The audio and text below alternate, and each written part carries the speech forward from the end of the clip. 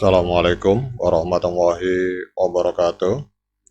Teman-teman, selamat datang kembali di Dollar Hunter. Jadi di sini kita akan berbicara tentang situasi dan peristiwa yang terjadi di seputar dunia cryptocurrency, teman-teman.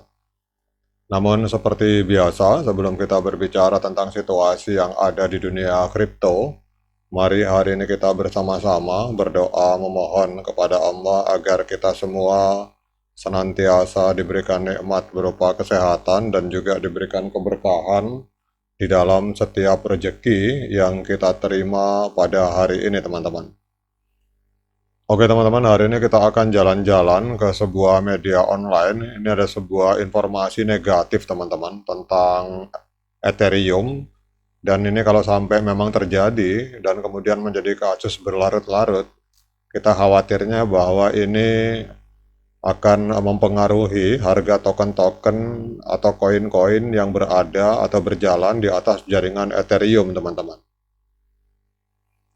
Jadi kalau kita lihat di sini ada pendapat dari Michael Saylor, jadi komisaris eksekutif MicroStrategy yang bernama Michael Saylor berpendapat bahwa Komisi Sekuritas dan Bursa Amerika Serikat atau SEC ini akan mengklasifikasikan Ethereum sebagai saham, teman-teman, atau sebagai security pada musim panas mendatang dan menolak semua permohonan Ethereum ETF, teman-teman. Dan dia juga mengklaim bahwa mata-mata uang lainnya seperti BNB, kemudian Solana, Ripple, dan Cardano kemungkinan juga akan menghadapi klasifikasi serupa dari SEC. Jadi selain Ethereum yang menghadapi bahaya, teman-teman, ini juga kita lihat untuk BNB, Solana, Ripple, kemudian Cardano ini juga menurut Michael Saylor pada musim panas depan ini juga akan menghadapi tantangan serupa dan mereka koin-koin tersebut akan diklasifikasikan sebagai security atau saham, teman-teman. Kalau kita melihat dari sini pada saat dalam sebuah acara konferensi ini Michael Saylor menyatakan bahwa Ethereum akan dianggap sebagai sekuritas aset kripto dan bukan sebagai sebuah komoditas. Setelah itu Anda akan melihat bahwa Ethereum, BNB, Solana, Ripple, Cardano, dan semua yang ada di bawahnya itu akan dianggap sebagai sekuritas aset kripto yang tidak terdaftar. Ini demikian pendapat dari Saylor dalam presentasinya di konferensi MicroStrategy World 2024, teman-teman.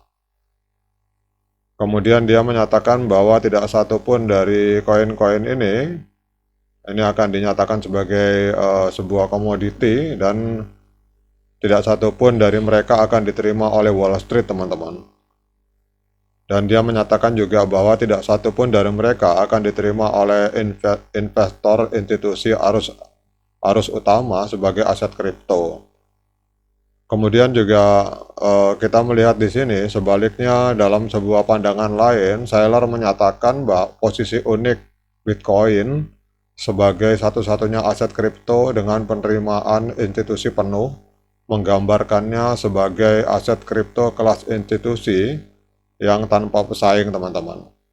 Jadi kalau menurut pendapat saya sih di satu sisi mungkin pendapatnya Saylor ini benar, teman-teman, tapi di satu sisi bisa juga tidak benar karena kita belum tahu. Kita melihat bahwa semacam BlackRock hari ini juga bermain di Ethereum, teman-teman. Jadi kalau misalkan Ethereum ini pasti harganya akan bagaimana caranya BlackRock untuk menjaga agar harga dari Ethereum tidak hancur. Tapi kita lihat saja ke depan, teman-teman. Namun kita akan mendalami pendapat dari Michael Saylor, teman-teman. Jadi pendiri dari MicroStrategy ini, Michael Saylor ini memang dikenal sebagai pendukung vokal dari Bitcoin. Dia secara eksklusif berfokus pada investasi Bitcoin dan membangun infrastruktur Bitcoin, teman-teman. Kemudian komentar Saylor ini muncul sehari setelah MicroStrategy meluncurkan MicroStrategy Orange, yaitu solusi identitas terdesentralisasi berbasis Bitcoin.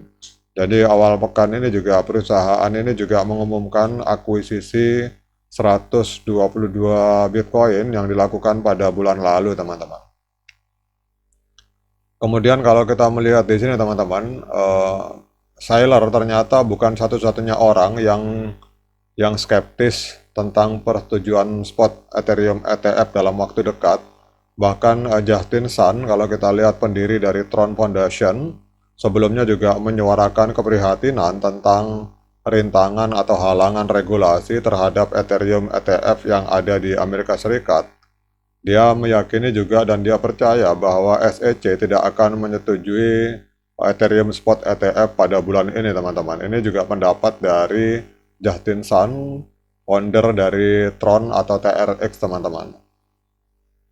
Kemudian juga kalau kita melihat dalam tulisan selanjutnya, SEC akan membuat keputusan tentang pengajuan oleh FunX dan ARK pada 23 Mei dan 24 Mei.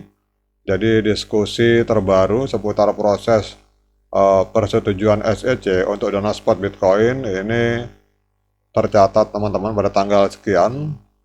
Namun kalau kita lihat di sini, staf dari SEC dilaporkan tidak terlibat dalam percakapan terperinci tentang ETF Ethereum yang diusulkan, teman-teman. Jadi kalau menurut saya, pendapat saya teman-teman, ini pendapat dari Michael Saylor bisa benar, bisa tidak. Karena kita tahu bahwa Michael Saylor ini fokus di Bitcoin. Jadi dalam dunia bisnis kadang-kadang juga biasa persaingan teman-teman menghancurkan salah satu kripto supaya orang berinvestasi di Bitcoin.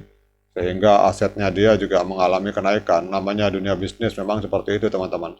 Namun kita lihat saja yang jelas bahwa Amerika Serikat hari ini disalib oleh Asia, dalam hal ini Hong Kong dan Cina itu telah menyetujui Ethereum ETF, teman-teman. Bahkan isu yang santer bahwasanya XRP ETF itu juga ada kemungkinan akan disetujui di daratan Cina, teman-teman, atau di Hong Kong. Nah, sekarang dengan adanya informasi negatif ini, kita akan melihat apa dampaknya terhadap Ethereum, teman-teman. Kita melihat untuk Ethereum, dampaknya hari ini malah mengalami kenaikan, teman-teman, sebesar 3,91% dalam satu hari terakhir, diperdagangkan di angka 3.017 US dollar per satu Ethereum.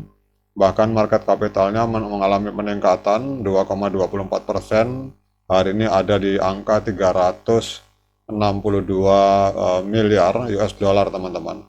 Namun volume 24 jam mengalami penurunan cukup drastis di angka 35%.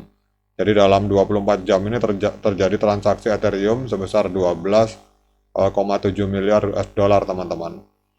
Kemudian kalau ada yang bertanya apakah hari ini layak bagi kita untuk membeli Ethereum, kita akan coba cek di time frame weekly, teman-teman.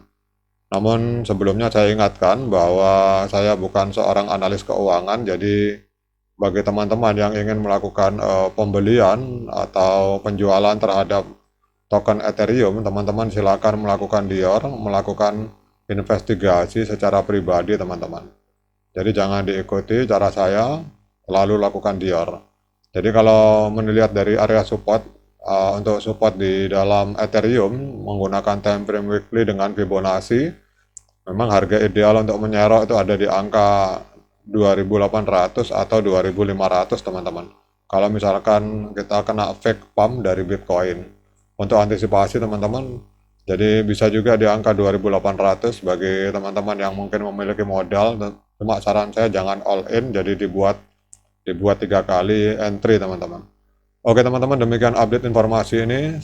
Sekali lagi saya ingatkan, saya bukan penasihat keuangan dan ini bukan ajakan untuk membeli atau menjual. Silakan lakukan investigasi secara mandiri, teman-teman. Sekian dari saya. Assalamualaikum warahmatullahi wabarakatuh.